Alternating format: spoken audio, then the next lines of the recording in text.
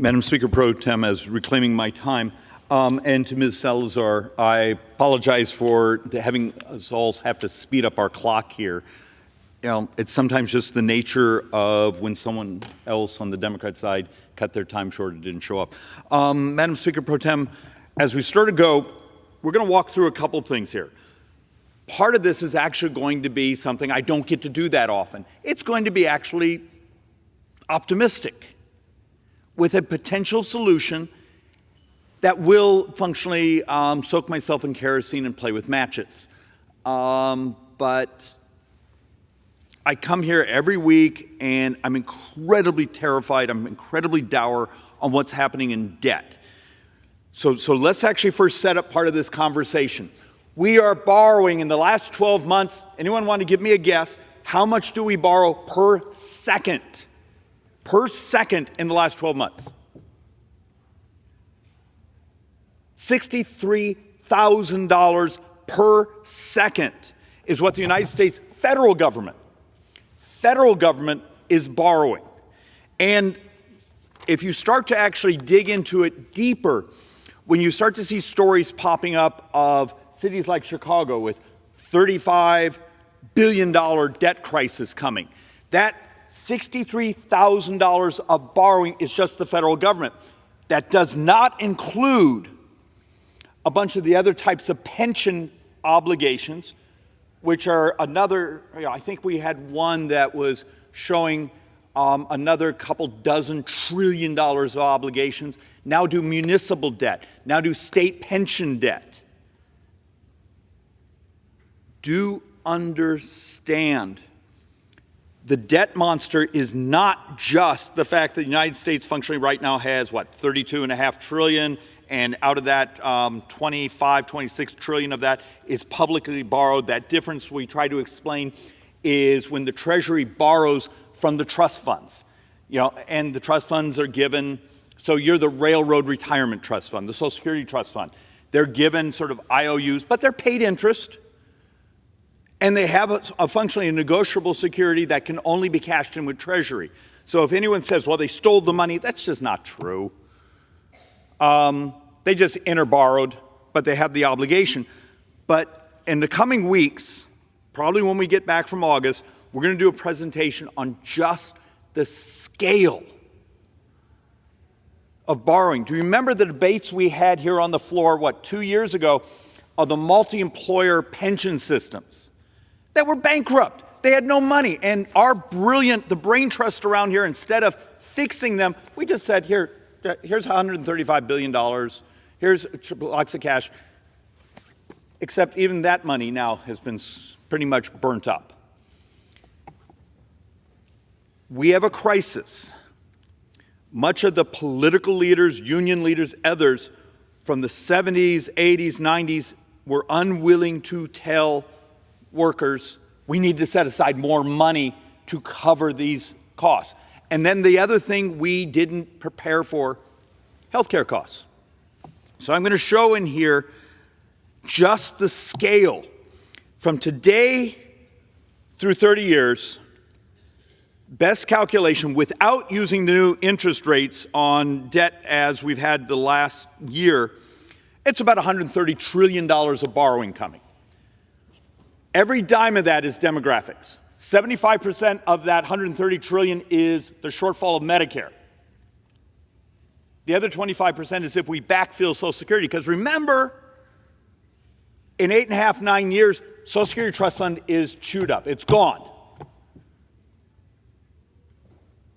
And seniors take a 25% cut in their check, and we double poverty in the senior population in America. And it's immoral, but once again, we have no partners here to actually work on it. If you actually go into many of our home districts right now, they're running ads, the Democrats are running ads saying, David Schweikert is willing to talk about Social Security trying to save it. He's a horrible human being. And they're doing this because they care more about winning the political debate than saving it. It's just immoral. And then something started to happen the last 2 weeks, and I just brought one of them because the number of times the handful of us here who actually care about debt have almost been mocked. And then something happened. Suddenly, we have some of the most leftist publications in America. I mean, here's The Atlantic. It turns out that debt matters after all. What's happening? Our brothers and sisters on the left all of a sudden had an epiphany going, oh, God. Maybe what some of those people on the right have been saying, that it's out of control. Did I mention $63,000 a second?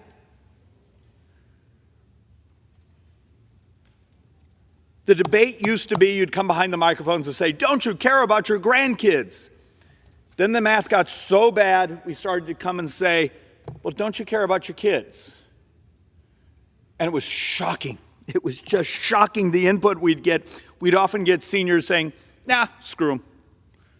I hope that's just a tiny, tiny, tiny part of the population. But you would be just taken back of some of the inbound to our office when we talk about what was happening in debt and that it was demographics.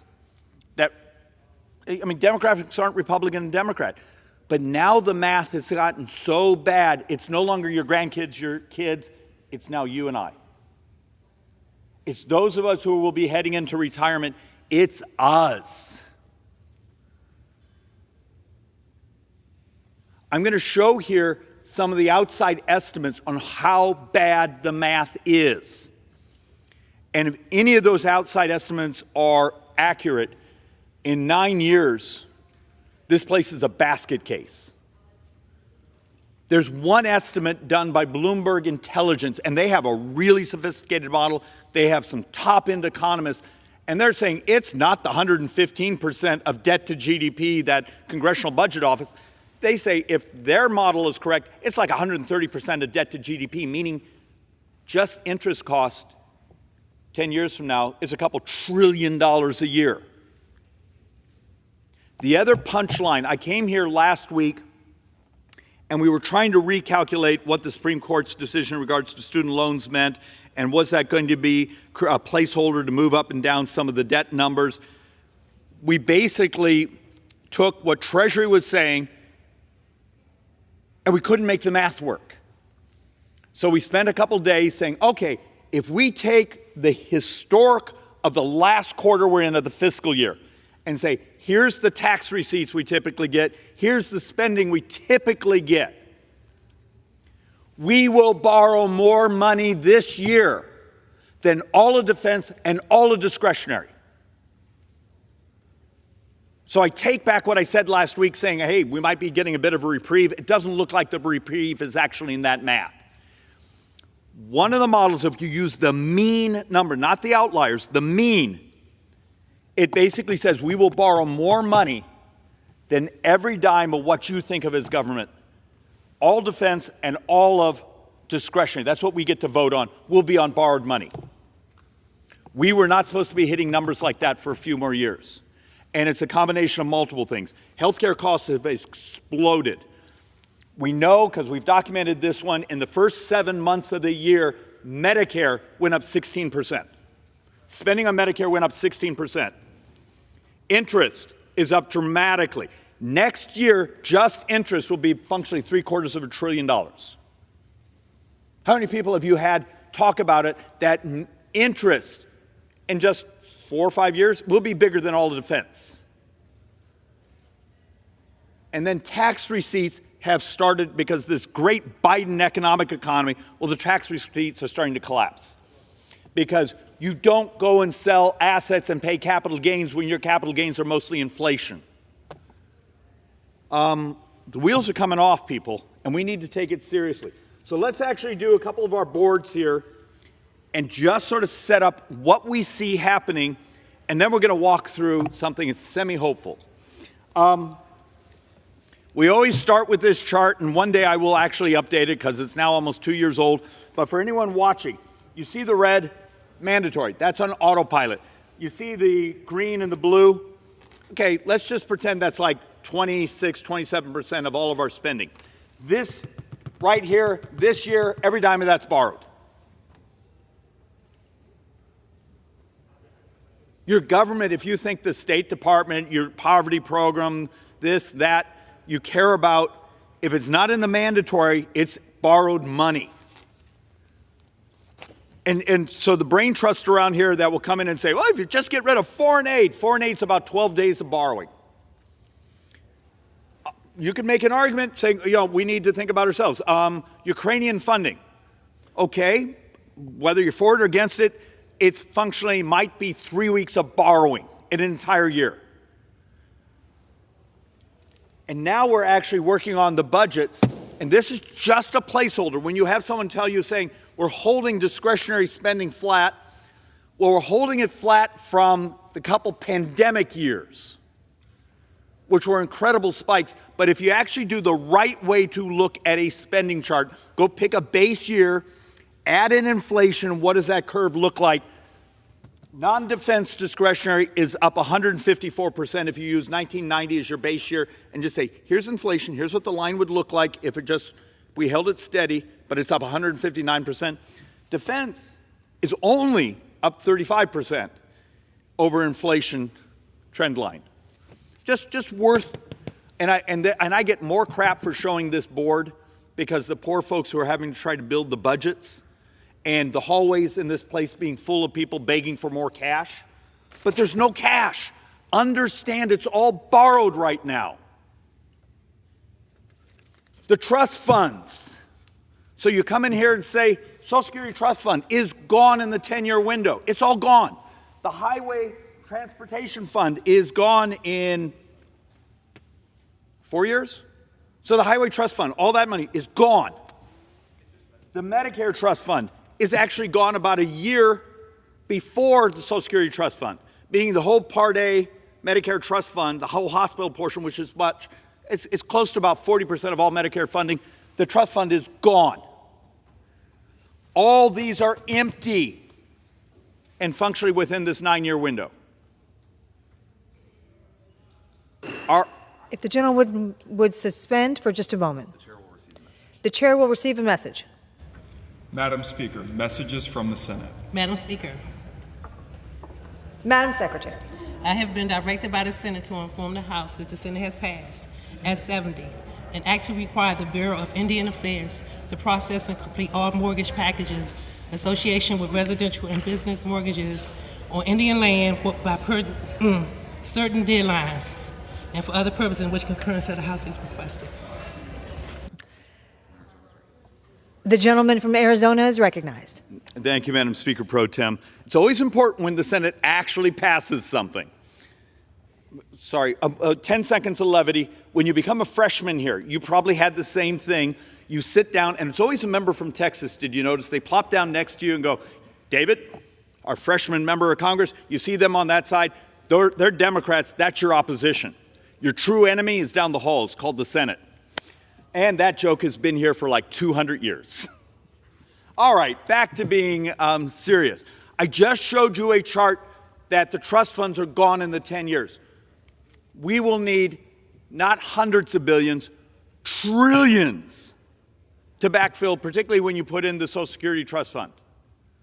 How much discussion do you hear? Instead, you see it used as advertising. We had a president that got behind that podium there and basically said, you're not allowed to talk about Medicare or Social Security.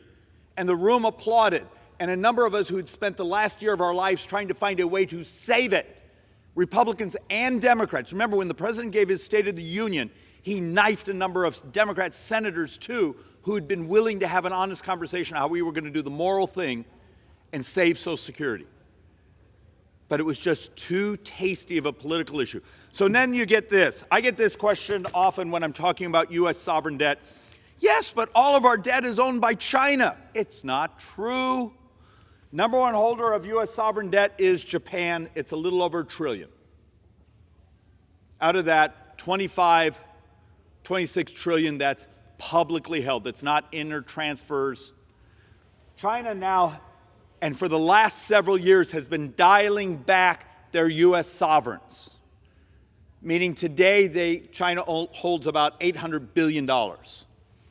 And you actually go down, this is the reality. The rest of the world has been slowly, over the last few years, backing away from buying U.S. sovereign debt. What do we know that Americans don't know? Why have they decided we're not that safe of an investment? Is it because United States does sanctions? Is it because of our creditworthiness? But the fact of the matter is foreign holdings of U.S. debt continues to fall, meaning we as U.S. savers have to finance that $63,000 we're borrowing every second. Much more of that today we have to finance with our savings. And then you have the insane policies that this place did over the previous couple years when the left controlled it. You know, when you had a Democrat House, Democrat Senate, Democrat President. Do you remember the Inflation Reduction Act? Insane name. Had nothing to do with reducing inflation. It was spending money. It kept inflation going. But about 2 hours ago, the Wall Street Journal published an analysis of these grants that they're giving away to big industries.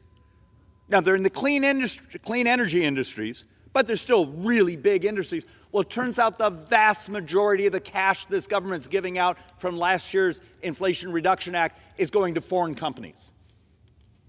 Yep, our taxpayer dollars that were supposed to help us build a U.S. clean industry or clean energy industry functionally structure, 60% of clean energy projects awarded from the IRA, Inflation Reduction Act, are foreign-owned businesses.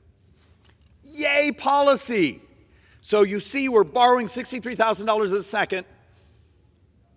We have crushing our kids, our grandkids, and many of your own retirements because they're the ones that have to pay this debt back. And we're doing projects funded by last year's legislation that was only supposed to cost about $280 billion only. And then Goldman Sachs comes in and says, nah, the spending on all these grants and these giveaways and this, these supplements functioning could be $1.2 trillion. CBO comes in and doubles their estimate. And now we find 60% of that money is going to foreign companies. This is not what we were promised. The president, the Democrats promised us this was to create a U.S.-based infrastructure for clean energy, except the vast majority of their money, our money, is now going to foreign companies. Great job, guys. And it just gets worse because now we're starting to look at what's going on interest. Do you understand how, I'm sorry, I'm trying not to be a jerk. There's a concept of fragility. How many of you have ever, I'll use an example from Taleb's book a couple years ago. How many of you, you're going to go to school? You know, for young people it might be here, or those of us who have to go to the airport, and you know if you leave at this time, you're always going to get there. Except that one time out of 10, there's a car accident, and boom, you miss your airplane, you miss getting to class. The concept is fragility. If you squeeze it too tight, just-in-time inventories, at some moment something breaks, and that one time you miss the airplane, is it worth all the other times that you got 5 extra minutes at home drinking coffee? Interest, in a weird way, is the same concept. Things are wonderful until they're not. Next year, we are estimated to borrow almost $750 billion. None of that buys anything. It doesn't buy you a new bridge. It doesn't buy you a new program. It doesn't help you fund education. All that's just paying bondholders back. $750 billion next year. But one of the things that this chart is trying to show is if you actually go out and then look at some of the higher interest rate possibilities, the math says a single point higher interest than what Congressional Budget Office was estimating a year ago. Over the 30 years, it's $30 trillion. 2 points higher interest over that time. Actually, it's closer to like 25, 27 years. Every dime of U.S. tax receipts goes to cover interest. There's no more government. That's called fragility. You become subject to the whims of the debt markets. And now this chart is starting to show we're over here. Here's our historic. And all of a sudden, what happens to the cost of these programs with just simple marginal increases in interest? So when I talk about that $30 trillion, and you're going to show it to you in a chart in a moment, how much of the financing of Medicare is actually not delivery of health care. It's actually the financing of the debt that financed the last increment of that Medicare. And this is the chart that should scare you to death when you start to realize that if you had 3% higher, which isn't, go back 20 years ago, this was a normal, these types of interest rates were normal for U.S. debt. In that 30-year window, you have over 345% of debt to the size of the economy. You got to understand this isn't a game. We're already right now at 100% of debt to GDP. The wheels are coming off, and we're going to dink around with little arguments saying, well, I have an idea. We're going to work on it all year, and our big success, we're going to save 0.5% on Medicare spending. We've lost our minds around here. Our unwillingness to do the things that are difficult because we got to explain it to a reporter. It's going to be an attack ad at one of our campaigns. This is the end of your republic. This basically means you will live in a country with functionally no growth, and functionally every incremental dollar you have is trying to just cover the interest, the borrowing costs of your country. And it's not tax receipts. We have chart after chart after chart after chart that demonstrates it's spending. It's mostly demographics. We got old. A bit of trivia. 1970s, when I was a child, yes, I've gotten that old, for every dollar it went to seniors, $5 went to young people. Today, it's just reversed. For every dollar it goes to young people, $5 goes to seniors. It's not actually real a policy shift. Healthcare got dramatically more expensive. It's out of control. We cannot afford it. But also our demographics changed rapidly. Last year, we had 1.67 fertility rate, meaning this country will have more deaths in 18 years than births. Half the states in this country today have more deaths than births. It's demographics. We're not having children. And this started back in 1990. This didn't just happen yesterday. The fertility rate started to collapse in 1990. They just accelerated the last couple years. Next year, 12,000 Americans a day turn 65. 12,000 Americans turn 65 a day next year. And our hallways will be full of people begging for more cash. I can't even figure out how to finance what our current obligations are. And you start to look at the reality of the money. Deficit projections. This is important to understand when I say the wheels are coming off. So let's go way back in history. May 22, so about a year ago. We were supposed to borrow $980 billion this year. $980 billion. Today, our latest adjustment on the expectation. So a year ago, we were going to borrow $980 billion. What happened? Why is that number doubled? So within 1 year, we went from 980 to now we're estimating $1.84 trillion this year. What happened in 12 months?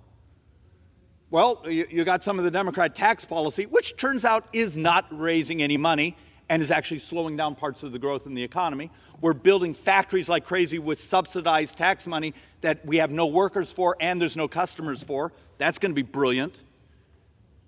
Well, and the best part, that money, as I just showed you, 60% of it is going to foreign-owned companies. Brilliant. But this is pretty much a math-free zone. So this is the one, and I keep showing this one because it's almost, I almost have bad dreams about this one. And I should disclose. I have a 1-year-old. I have a 7-year-old. Matter of fact, my 7-year-old's here in Washington with me this week. What's their right? What do they get in the future? Because today the math basically says in 23 years, all U.S. taxes have to have doubled. All U.S. taxes will have to double in that 23-year window just to maintain baseline services. So when my little people are out of their postdoctorates, because I have high anticipation for them, they're going to walk into an economy that looks even nothing like what we have today. How many of you intend to still be alive 20 years from now? Are you ready to live in a country where all your taxes will have doubled? Everything. That's the math. We can keep pretending it doesn't exist, but the math will always win. And what was so terrifying we did here is when we did the debt ceiling deal, we functionally went from, hey, we're projecting to head towards 120, 119% of debt to GDP at the end of the 10-year window. Say, hey, we're going to get it down to maybe 114, 115. That's actually real money. That's $100 billion a year. So right now we spend about $700 billion this fiscal year, $700 billion in non-defense discretionary, and we're going to remove $100 billion of that. That's real money. Because no one here actually does economics, they also don't understand when you remove that $100 billion, you got to do it. You don't have a choice. The wheels are coming off. But you also slow down the economy by about 0.5% of GDP if you have not adopted other pro-growth policies, whether it be you're fixing parts of immigration, where you're fixing parts of the tax code, you're fixing parts of regulation. But without it, when you're doing the very cuts that you have to do, you also affect the growth of the economy. And so the really smart economists come in here and do the math, and Moody's comes in and says, yeah, at the end of the 10 years where you're going demographics, the healthcare costs skyrocketing, higher interest rates, we don't think you're going to be down to 114, 115% of debt to GDP. We think you're going to be at 120% of debt to GDP. Okay? If you do the math, that basically means your interest cost is probably $1.25 trillion a year. So you're going to spend that sort of money to get nothing, just pay the bondholders.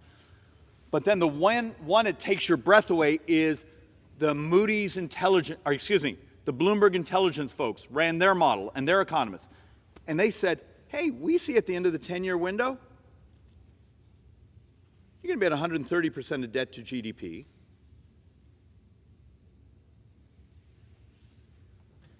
If you do the math, when you're holding that sort of debt to GDP, that's like $2 trillion a year in just interest. Okay, pay attention with me. $2 trillion just in interest. I told you that this year every dime of discretionary is going to be borrowed. At that time, equal to almost every dime of discretionary, the discretionary will have grown a bit, but stayed fairly flat. Will be pretty much just interest, meaning the borrowing 10-year window from now will have to be like $2.7 trillion in a year. I mean, this is functioning 9 budget years from now. Dear heaven, I hope this number is wrong, but they walk you through the math saying you're going to have this many baby boomers in their benefit years. Because of that movement demographically, the economy is going to slow down. Because of what cuts you're having to do, the economy is going to have slowed down. The higher interest rates of financing is going to cost this much.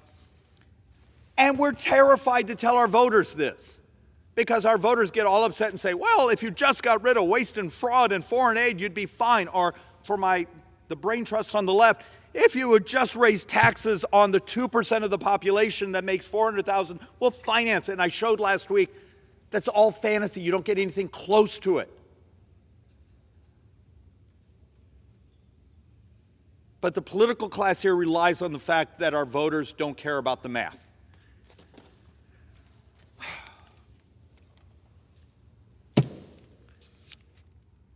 Our interest cost just this year is up 40%.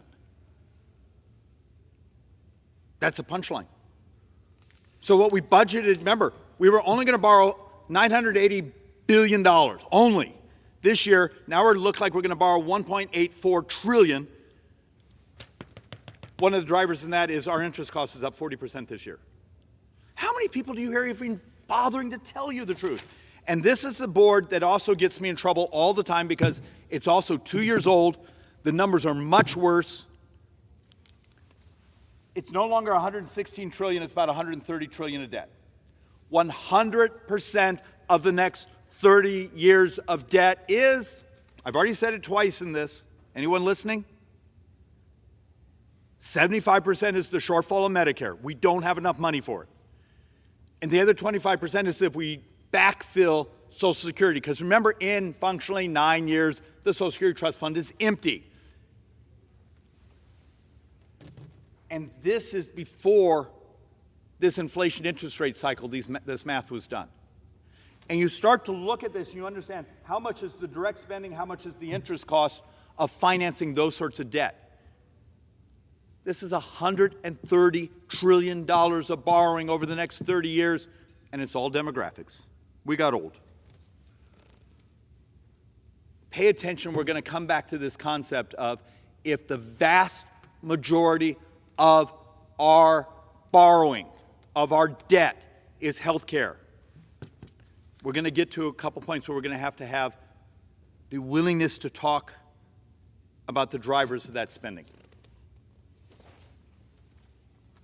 So, JEC, Joint Economic Committee, the Republican side, which I'm the senior Republican, Medicare spending will double. FY23, it's $1 trillion. 10 years, we functionally go to $3 trillion. We're going to functionally add, over the 10 years, $22 trillion of, you get it? Is anyone looking? Medicare. This is not Medicaid. This is not Indian Health Service. This is not VA. It's just Medicare. $22 trillion in that 10 years. And look in the hallways of this place, and it's lined up with people who are wonderful. They're smart. They work hard. They care about their patients. And it's more money. And we're trying to figure out the wheels are falling off, and is anyone willing to tell them the truth? Oh, sorry about that. JEC estimates, and this is where I'm about now to soak myself in kerosene and light myself on fire, because apparently we're not allowed to actually talk to people and tell the truth. We've been writing the Republican side of the Joint Economic Committee report now for a couple months. There's functionally 5 PhD economists. There's an idiot like me doing some of the math, working on it. And we're trying to figure out what moral approach can we do to save the country from the debt crisis that is here. Did I mention $63,000 a second we're borrowing this last 12 months? And there's a chapter 3 in here.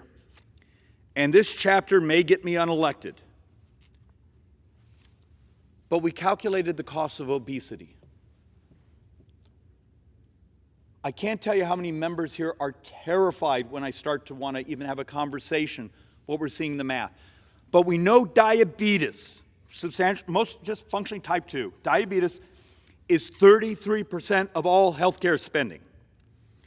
We know our brothers and sisters out there that have multiple comorbidities, that 5% of the population is over 50% of all of our healthcare spend.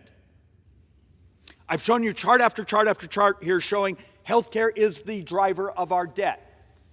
And we got 5% of our brothers and sisters who are really sick, and the most common morbidity within that population is obesity.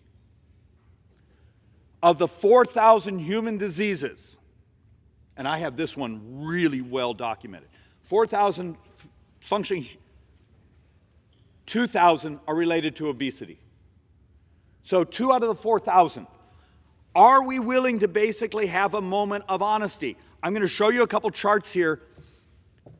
We're in trouble. Have you seen the latest obesity statistics of our kids? Have you seen the numbers of how many Americans are dying? It's immoral that we're terrified to talk about this. And you're going to see in the report, because we spent a lot of time working on the math, and they wouldn't let us use some of the more optimistic math because it wasn't properly vetted. So we had to find peer-reviewed studies with lots of math and that could be recalculated and done. But we're looking at if we could stabilize the sickest in our obese population, both with productivity, because you get to come back into society and work, but also the healthcare costs associated. It's a few $1 trillion in the 10-year window.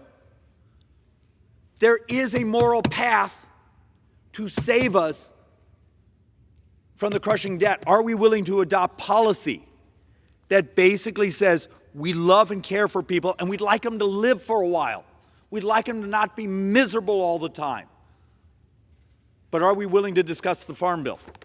Are we willing to actually discuss the technologies that are out there right now, where the watch, which actually has blood glucose, or the portable blood glucose monitor you can stick on yourself? Are we willing to have, and I'm going to show you a board here that talks about the GLP-1s, and this is not even with actually the new generation that's coming out, where FDA approves first cellular therapy for type 1 diabetes.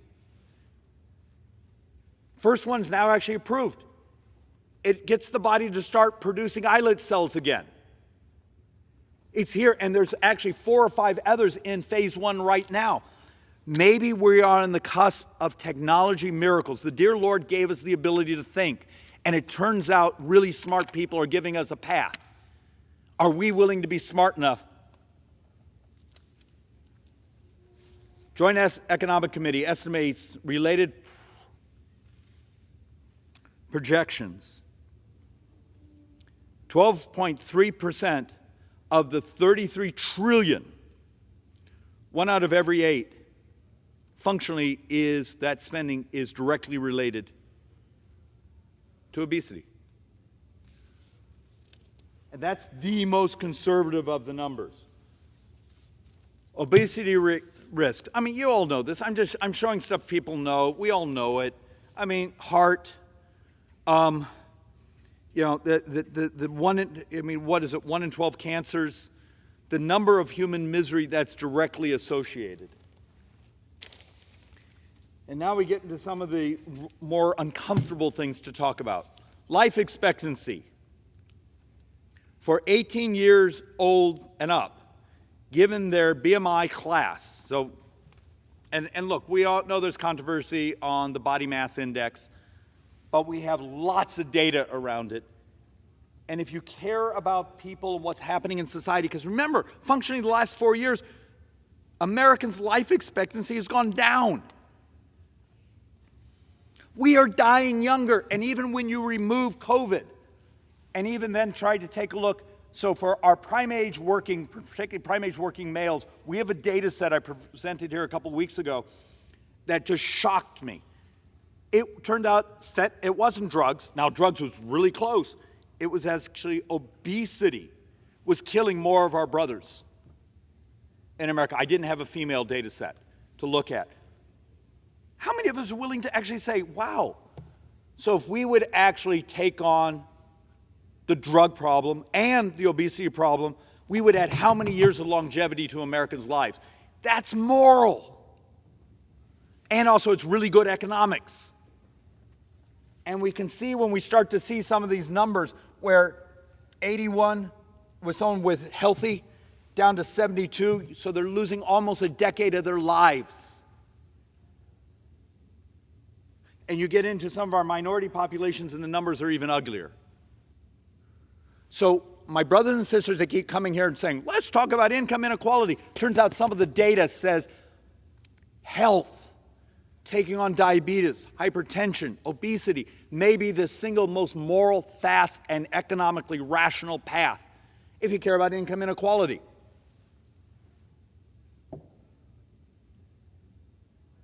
You just got to be prepared for the armies of lobbyists who we're about to change. If we did these things and actually took it on, we would be changing their business models. Thank you. Look, the numbers going off the charts. This one actually just came out, I think, about 48 hours ago. The projections over the rest of this decade of how many of our young people, when we're starting to see some numbers where we're heading towards a time where the end of the decade, where half of our young people are technically obese. This is a country that took on smoking and saved how many lives? We have seat belts. We have airbags. We did it because it made us safer, healthier. We got to live longer. When you're seeing a new study out, and it's a good study, and it's detailed, and it's a huge data set, and saying, hey, at the current rate, in about a decade, half of our young people, are we willing to take this on? Because just the economics, just the lifespan, healthcare costs, you're going to see things in our joint economic report, if it gets passed. It's not a report till it's passed by the committee, and I hope I can get the votes of my fellow members on the committee to support what we wrote. But if it becomes an official report, you're going to see in there stunning amounts of money for those of us who sound like accountants on steroids that we would save by being healthier. But then you have the other side. But look at longevity. Look at the ability to participate in society. Look at the ability to have family formation. This is as close as I've come up with for unified theory of what we could do to save ourselves. And how many other idiots are going to be like me and get behind the microphone and be willing to talk about this and get ready for the television ads? He was willing to talk about this. And here's some of the punchline.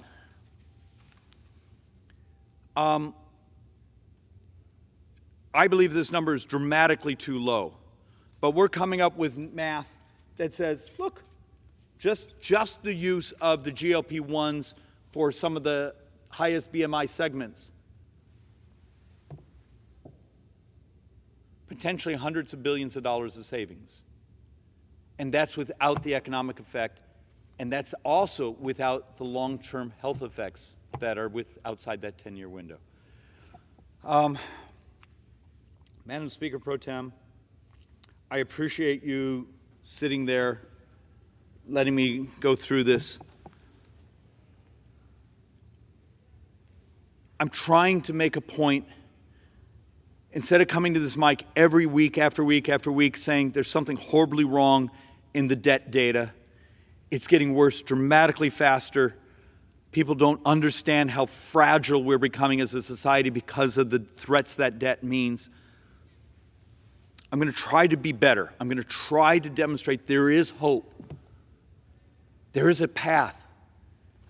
This is only one of about 4 key things I believe we could do to become a much more prosperous society with dramatically, we're not going to pay off the debt, but we could stabilize it. There's hope. Madam Speaker Pro Tem, but is anyone listening? I yield back. Gentleman.